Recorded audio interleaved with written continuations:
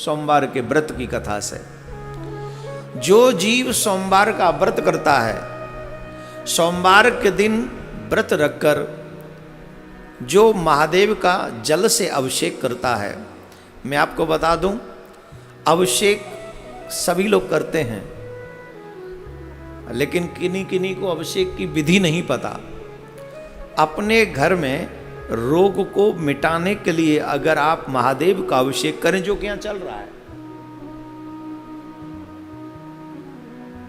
रोग को मिटाने की एक विधि है। जब महादेव का अभिषेक करें तो कुश के साथ, कुशा के साथ, कुश के जल से, तो कुश के जल से का मतलब हो गया कि उस जो जल आप चढ़ा रहे हैं उस जल में कहीं ना कहीं कुश का स्पर्श हुआ हो, कुशा का। तो जो कुशा के जल से महादेव का अभिषेक करते हैं, उनके घर से, उनके जीवन से बीमारियां भाग जाती हैं। इसीलिए यहाँ पर जो रुद्र अभिषेक हो रहा है वो कुशा के जल से अभिषेक हो रहा है कि जो जो लोग इसमें जुड़े हुए हैं उनके जीवन से, उनके घर से स्पेशली कोरोना नाम की बीमारी भाग जाए। इसीलिए यहाँ पर ये रुद्र अभिषेक करवा रहे हैं, उस विधि के साथ करवा रहे हैं। तो जो लोग सोमवार का व्रत रखते हैं, सोमवार के व्रत रखने वाले महानुभावों को इस बात का ध्यान रखना चाहिए कि महादेव का अभिषेक बिना कुछ खाए, बिना जल ग्रहण किए, आजकल बुरी आदत है, उठते ही चाय पी लेते हैं। जब आप नियमों का अतिक्रमण करते हैं तो वो फल आपको नहीं मिलता जो आपको मिलना चाहिए। प्रत्येक व्रती को, मतलब जो लोग व्रत रखते हैं, उनको पूर्णतः नियमों का पालन करना चाहिए। जब आप व्रत हैं तो बिना स्नान किए आप चाय पानी नहीं ले सकते, पूजा किए बगैर नहीं ले सकते। तो सोमवार का व्रत रखने से पहले ये ध्यान रखें, सुबह उठे, स्नान करें और सबसे पहले शुद्ध पात्र लें, पात्र में जल भरें, संभव हो सके तो गंगा जल भरें और गंगा जल लेकर उस पे कुश का स्पर्श कराएं या उसमें ही कुश रखकर फिर अभिषेक करें और फिर बेलपत्र चढ़ाएं।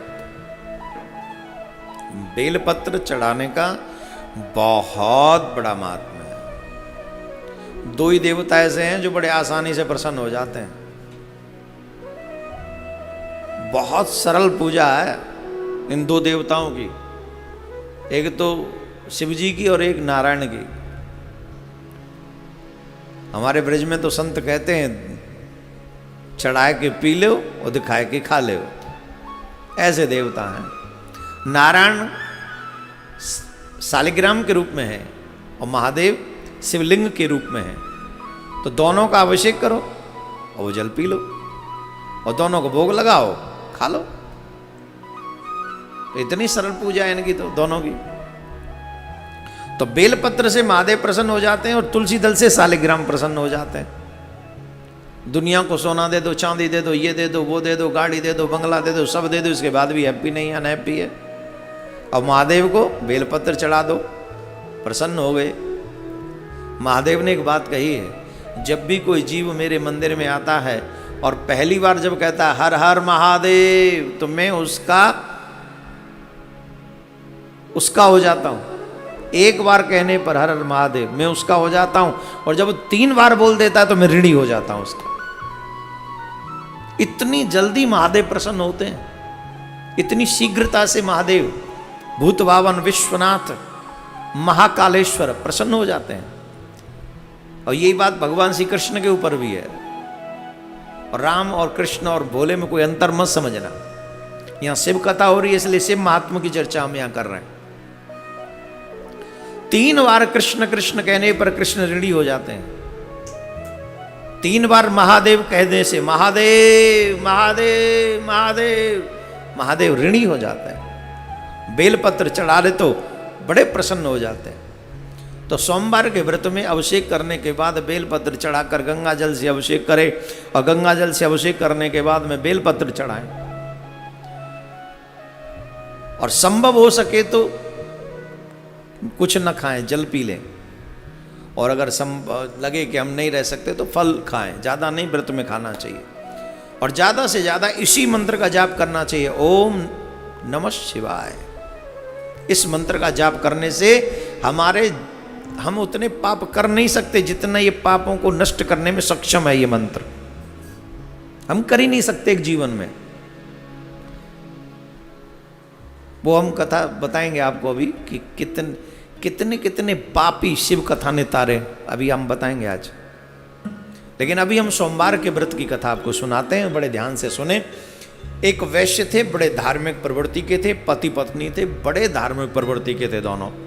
महादेव के सच्चे उपासक थे, महादेव की पूजा, नित्य पूजा वंदन किया करते थे, हमेशा अहरनिश महादेव की सेवा में रत रहते थे, अपना कार्य भी देखते थे पर स्वधर्म पर चलते थे। उनके घर में एक तकलीफ थी, उनके घर में बालक नहीं था, बाकी का सब था, अच्छा मकान था, काम अच्छा था, व्यवहार अच्छा था, स्वभाव अच्छा था, सब कुछ बहुत अच्छा था, पर पुत्र नहीं था। तो एक दिन सेठानी जी रो पड़ी अपने पति के आगे, वैसे महादेव ने हम सबको सब कुछ दिया है, पर हमारे बाद हमारी पीढ़ी को कोई जल देने वाला नहीं होगा। कोई एक बालक होता तो कम से कम हमारे जाने के बाद हमारे पितरों को जल मिलता रहता। प्रत्येक स्त्री विवाह के बाद अपने आप को संपूर्ण तब समझती है जब उसका मातृत्व जागृत होता है, और मातृत्व जागृत होता है संतान उत्पन्न होने के बाद। हमारे शास्त्रों में अगर आप देखें तो विवाह का मतलब सिर्फ इतना ही है कि विवाह इसलिए हो कि संतान हो जाए, जिससे आगे वंश चले।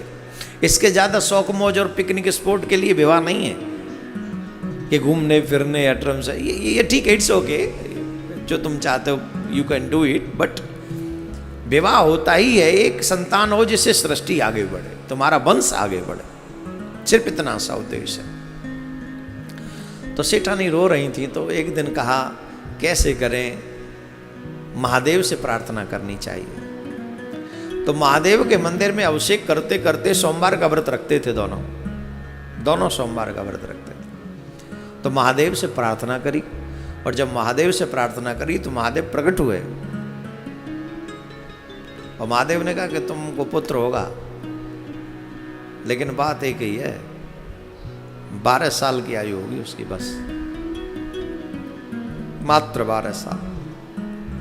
अब न तो सेठ जी खुश रह सकें और न दुखी हो सकें। कहीं कहीं ऐसा भी आता है कि महादेव नहीं आए, स्वप्न में सेठ जी से महादेव ने कहा कि तुमको पुत्र होगा, लेकिन 12 वर्ष का ही होगा, बस 12 वर्ष तक ही रहेगा। दोनों बात समझ के चलो, प्रकट भी हो गए या स्वप्न में आया। कल काल में स्वप्न भी तो साक्षात्कार ही माना गया। तो अब सेठ जी इस बात को किससे कहें, और सिर्फ सेठ जी को पता था, सेठानी को पता नहीं था। बब बेटा हुआ, 9-10 महीने बाद बड़े खुश हुए सेठानी जी, बड़ी प्रसन्न, मोहल्ले में बड़ी रहल चौल हो गई, अरे वाह वाह वाह, इतने सालों बाद पुत्र हो गया, पुत्र हो गया, बड़ी खुशी थी, बड़े आनंद में थे, सब मगन हो रहे थे, सब खुशियां मना रहे थे। पर वही है वही जो राम रचि राखा, को करे तर्क बढ़ावै साखा। इतना ही था। होता क्या है, बोले जो राम स्वीकार करें, शिव जिसे स्वीकार करे, सिर्फ उतना ही होगा। तू कछु और विचार करे नर, तेरो विचार धर्यो ही रहेगा। चाहते क्या नहीं, हम लोग क्या नहीं चाहते, हम तो यही चाहते हैं कि हम यहाँ कथा कर रहे हो, बड़ा भयानक पंडाल हो, भयंकर बहुत विशाल विकराल पंडाल हो, और महाराज जहाँ तक दृष्टि जाए वहाँ तक लोग ही लोग बैठे हों।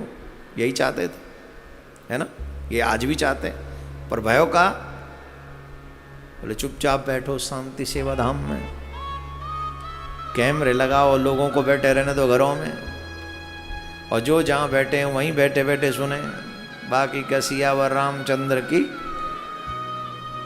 हम तो चाहते हैं, हमारे चाहने में कहाँ कमी है, लेकिन हमारे चाहने न चाहने से कोई फर्क नहीं पड़ता। फर्क पड़ता है कि वो ईश्वर, वो शिव क्या चाहता है, वो गोविंद क्या चाहता है।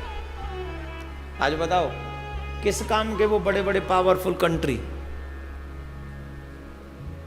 किस काम के हमारे प्रधानमंत्री, किस काम के हमारे राष्ट्रपति, किस काम की हमारी ये सेना, किस काम के हमारे ये सब, हम किस काम के, तुम किस काम के। जब ईश्वर ने चाह लिया, स्टॉप मीन्स स्टॉप। कह रहे हैं कि लगभग 3 लाख लोग मर गए, पर दिल पे हाथ रख के देखो कितने मरे होंगे। आंकड़ा घटाओ बढ़ाओ तुम्हारी मर्जी। हम तो कह रहे हैं 3 लाख भी मरे, क्या 3 भी दे सकते हो वापस? 3 लाख मान ले मर गए तो 3 भी दे दोगे किसी को? और यही नहीं, हर जगह अमेरिका में बता दे 5 लाख के करीब लोग मर गए, एक नहीं दे सकते। और कहने को पावरफुल कंट्री है, तो हम पावरफुल हैं सिर्फ जिंदा रहने तक, लेकिन हमसे भी आगे किसी और की पावर चलती है। मानो या मत मानो, इट्स अप टू यू, तुम्हारे ऊपर डिपेंड है। तुम्हारे ऊपर जो कुछ और विचार करे नर तेरो विचार धर्यो ही रहे। तुम कुछ और सोचते हो, तुम्हारा विचार किसी योग्य नहीं, वो यहीं रह जाएगा। इसीलिए मैं ये नहीं कहता कि तुम कमाओ मत, मैं ये नहीं कहता कि तुम अपनी जिंदगी की कुछ जो खुद सोचते हो वो करो मत करो, लेकिन हारिए न हिम्मत विसारिए न हरि को नाम, जाई विदे राखे शिवा वाही विदे रही है। हिम्मत मत हारिए, किसी भी कठिन परिस्थिति में हिम्मत मत हारिए, चाहे परिस्थितियां जो हों, जैसी भी हों, अपनी हिम्मत मत हारो। और चाहे जीवन में सब कोई हमें छोड़ के चला जाए, उस कठिन परिस्थिति में भी भगवान का नाम मत भूलो, क्योंकि तुम्हारी सबसे बड़ी दौलत भगवान का। भगवान जब चाहे बदल सकता है, कठिन परिस्थिति को भी बदल सकता है एक क्षण। इसीलिए बैठे हैं हम यहां पर शिव कथा करने के लिए, रुद्र यज्ञ करने के लिए इसीलिए बैठे हैं, जिससे आपके घर सुरक्षित। हम प्रार्थना करेंगे दिल से।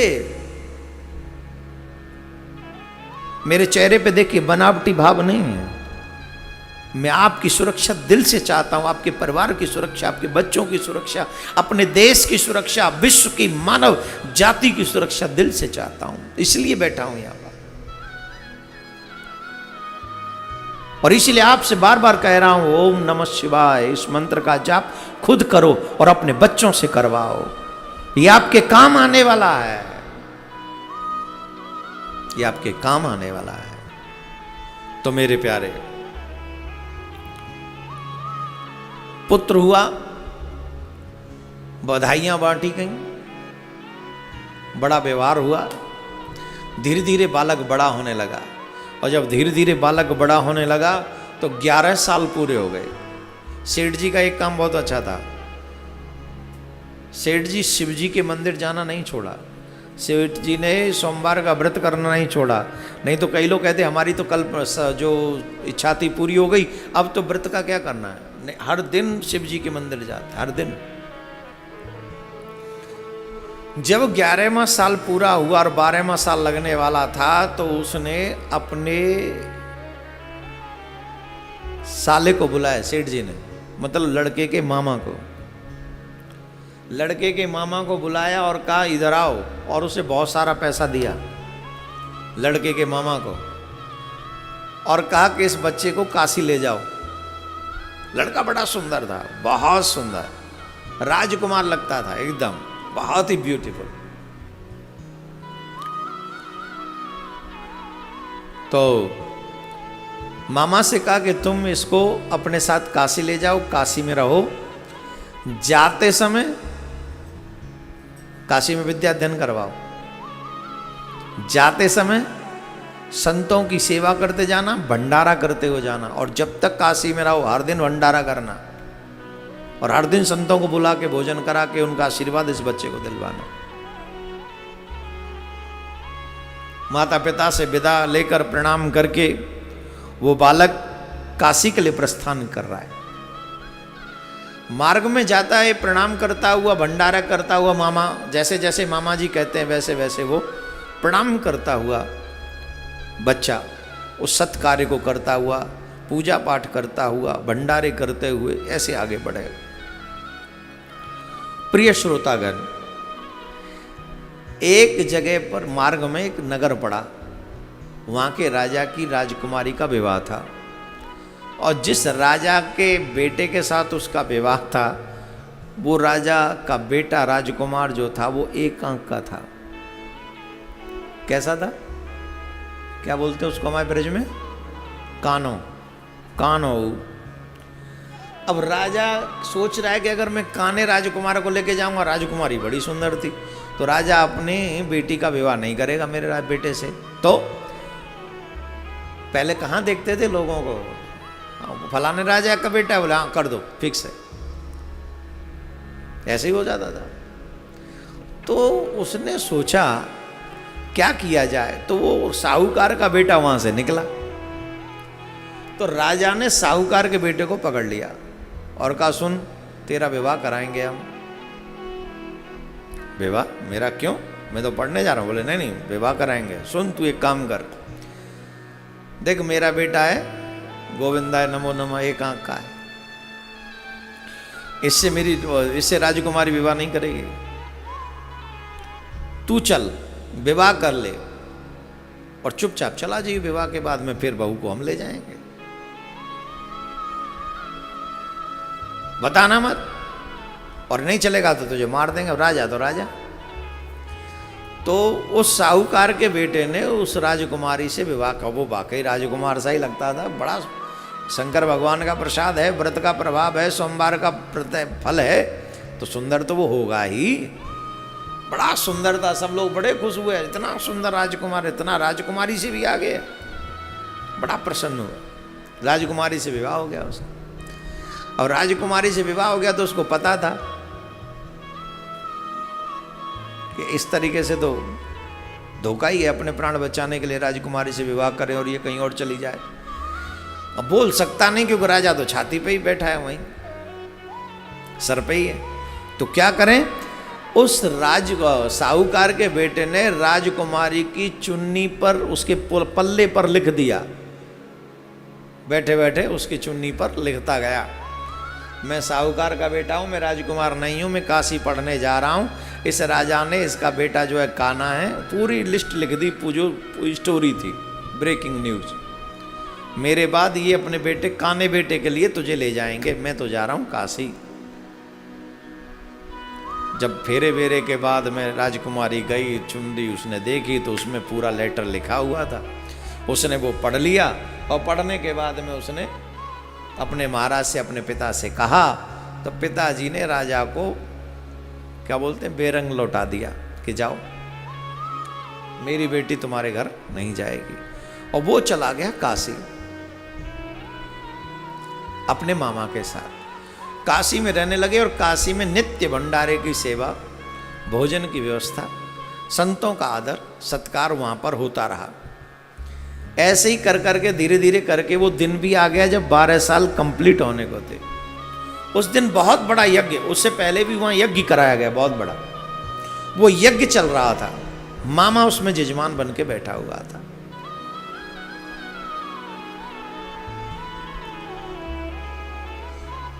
जैसे ही वो 12वां साल पूरा हुआ, बेटा यज्ञ में से निकल के आया और मामा से कह के आया कि मेरी तबीयत थोड़ी सी खराब हो रही है, मैं जाके थोड़ा विश्राम करता हूँ, आप यज्ञ संपन्न करा। और ठीक, जहां पर वो रुके हुए थे वहां आकर वो लेट गया। अब लेटना क्या था, वो दिन पूरा था, गोविंदाय नमो नमः। मामा ने देखा भांजा आया नहीं, बहुत देर हो गई, तो वो भांजे को देखने के लिए वापस आए। और जब भांजे को देखने वापस आए तो भांजा तो था ही नहीं। अब मामा रोया नहीं, क्योंकि यज्ञ में बैठा है, यज्ञ का जजमान है, रोऊं कैसे, रोया ही नहीं। कितना कठोर हृदय किया होगा उस, भांजा भी बहुत प्रिय होता है मामा को। ये तो अब थोड़े से मामा पैसे हो गए, नहीं तो मामा का मतलब आप समझ रहे, मामा 2 माँ का शब्द जुड़ा है, बहुत लाड प्यार करते हैं मामा। और आजकल तो जो भी है समझो आप। यज्ञ संपन्न कराया और जो फूट फूट के रोया, जो फूट फूट के रोया, जो फूट फूट के रोया। यज्ञ से संतों के उस सेवा भाव से महादेव प्रसन्न हुए। पूछा बताओ क्या चाहिए। माँ पार्वती ने बाबा भोलेनाथ से कहा ये इतना छोटा सा प्यारा सा बच्चा है, इतना बड़ा इसने यज्ञ कराया है और ये रो रहा है, ये दुखी है क्यों। शंकर भगवान माँ पार्वती माँ होके निकल रहे थे, पार्वती माँ को दया आ गई, ये क्यों रो रहा है। बोले देवी इसको हम ही ने 12 वर्ष का आयु दिया था, अब इसके माता पिता सोमवार का व्रत करते थे तो हमसे पुत्र मांगा, हमने दे दिया, लेकिन 12 वर्ष की आयु आज उसका वो समय पूरा हो गया। बोले नहीं प्राणनाथ ऐसा मत कीजिए, ये छोटा सा बच्चा है, मैं माँ हूं, मैं जानती हूँ उसकी माँ पे क्या बीतेगी, मैं माँ हूं, मैं जानती हूं, और इस दर्द को माँ के सिवा कोई और नहीं जान सकता है, इसलिए आपसे हाथ जोड़ के प्रार्थना कर रही हूं, मेरे कहने से इसकी आयु बढ़ा दीजिए। महादेव प्रसन्न हुए और बच्चा उठ के खड़ा हो गया और मामा का हृदय प्रफुल्लित हो गया। बोलिए भोलेनाथ भगवान की, काशी विश्वनाथ की, पार्वती मैया की। वैसे मैया ज्यादा दयालु होती हैं पिताओं से, महादेव से भी ज्यादा दयालु माँ पार्वती है, सच्ची बता रहा हूं मैं। माएँ बहुत जल्दी दया कर देती हैं, बहुत अतिशीघ्र प्रसन्न हो जाती हैं। मामा बड़े प्रसन्न हुए, बोले भांजे यज्ञ पूरा हो गया, पढ़ाई पूरी हो गई, चलो वापस चलते हैं। वापस जब जा रहे थे तो उसी नगर में पहुंचे। जब वहां के निकल रहे थे तो वो देख रहा था राजकुमारी गई होगी कि यहीं होगी। विवाह हो गया था, छोटे छोटे बच्चों का भी मन तो करता ही है, चाहे विवाह के नियमों को न जाने पर बहू का नाम तो जानते ही हैं। 7-8 साल 9 साल 10 साल के तभी से कहते बहू बहू, जाने न ताने फिर भी बहू, और जब बड़े हो जाते तो फिर ले बहू। फिर कोरोना काल में ये सोचते अब कैसे पालें बहू, अब कैसे पालें बेटे, अब कैसे पालें बच्चे हैं। पर घबराइए नहीं, जब वो समय नहीं रहा तो ये भी समय नहीं रहेगा, निकल जाएगा। जहां 4 सब्जियों से खाते थे वहां एक से खा लो, एक से नहीं खाते चटनी से खा लो, पर महादेव का नाम मत भूलना, अपने इष्ट का नाम मत भूलना, अपने आराध्य का नाम मत भूलना। मैं गारंटी से कहता हूं ये समय भी निकल जाएगा। राधे राधे बोलना पड़ेगा, ऐसे नहीं, जरा जोर से बोलना पड़ेगा। तो मेरे प्यारे, राजकुमारी की तरफ, महलों की तरफ देखता हुआ जा रहा था, और राजकुमारी उसी दिन से काशी से आने वाले मार्ग को देख रही थी, जाऊंगी तो उसी के साथ जाऊंगी। प्रतीक्षा करती थी कब लौटेगा, कब लौटेगा, लौटेगा तो मैं कह रहा हूं कब लौटेंगे, पति हो गए ना, कब लौटेंगे, कब लौटेंगे। तो देखा वही राजकुमार, वही साहूकार के पुत्र आ रहे हैं, तो तुरंत अपने पिता को अवगत कराया, वो जा रहे हैं, निकल रहे हैं यहाँ से। दौड़े राजा, अपने सेवकों से कहा बुला के लाओ इन्हें आदर सत्कार के साथ, और पूर्णतः अपने जामादा की तरह उनका स्वागत किया, सत्कार किया, और बहुत कुछ धन देकर, दहेज देकर कहा कि आपकी पत्नी है मेरी पुत्री, आप इसे स्वीकार करें। बहू पाके साहूकार का बेटा भी खुश, और पति पाके राजकुमारी भी प्रसन्न हुई। विदा कराकर जा रहे थे, उधर में माता पिता सेठ जी उधर ही देख रहे थे काशी से, क्या मेरा बेटा आएगा वापस। माँ को तो पता ही नहीं था, माँ तो दूसरी कल्पना में ही थी। माँ तो सोचती थी मेरा बेटा बड़ा हो गया होगा, मेरा बेटा वैसा हो गया होगा, मेरा बेटा वैसे दिखता होगा। मैं तो पहले ही कहती थी मेरे बेटे का विवाह करा दो, वो पढ़ने चला जाता, कम से कम बहू तो मेरे साथ होती। अपने बेटे के मिलने की चाहों में दोनों माता पिता रहते थे।